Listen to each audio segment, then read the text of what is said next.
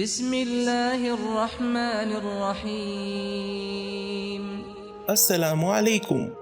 المصطفیٰ عالمی یونیورسٹی کے short term courses اور اسرا انسٹیٹیوٹ کے تعاون سے عقائدی شبہات اور ان کے جوابات آپ کے پیش خدمت۔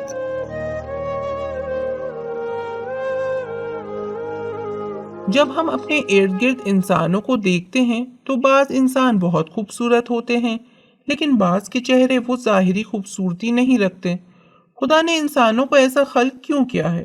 کیا خدا سب کو خوبصورت خلق نہیں کر سکتا تھا؟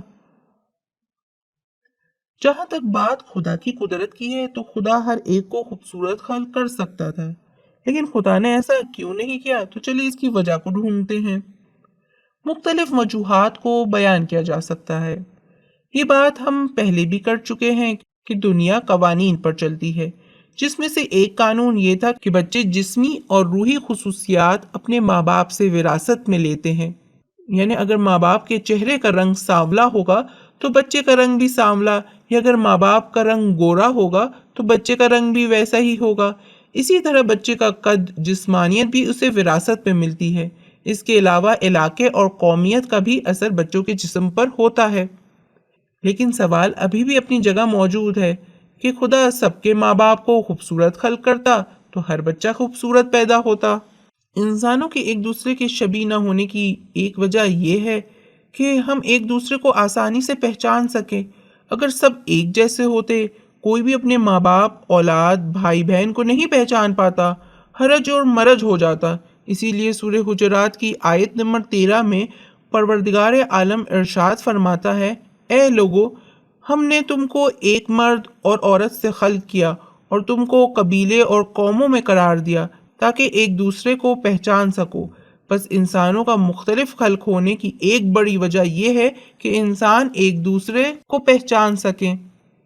لیکن پھر بھی یہ سوال کیا جا سکتا ہے، ٹھیک ہے خدا سب کو مختلف خلق کرے، لیکن سب کو خوبصورت کیوں نہیں خلق کیا؟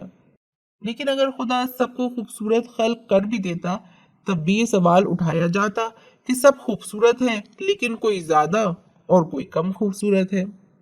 ایک اور جواب ہمارے سوال کا یہ ہو سکتا ہے کہ خدا نے اپنی تمام نعمتیں کسی ایک فرد یا مخصوص گروہ کو نہیں دی، اور اپنی تمام نعمتوں کو ایک فرد یا قوم میں جمع نہیں کیا۔ اپنے علم اور حکمت کی بنا پر اس نے اپنی نعمتوں کو افراد اور قوموں میں تقسیم کیا ہے۔ کوئی نہیں کہ جس کے پاس تمام نعمتیں ہو، کسی کو دولت اور ثروت دی، کسی کو ذہانت، کسی کو اچھی اور سریلی آواز، کسی کو لمبا قد، کسی کو مضبوط بصارت اور سماعت، کسی کا نسب اچھا، کسی کا حافظہ قوی، کسی کو شاعری کا ذوق عطا کیا، کسی کو خوبصورتی۔ مختصر یہ کہ اس نے لوگوں میں اپنی نعمتیں بانٹی ہے۔ شروع سے یہ طے نہیں تھا کہ ہر انسان تمام نعمتوں سے لطف اندوز ہو، خاص طور پر کہ ہر انسان حسن و جمال رکھتا ہو۔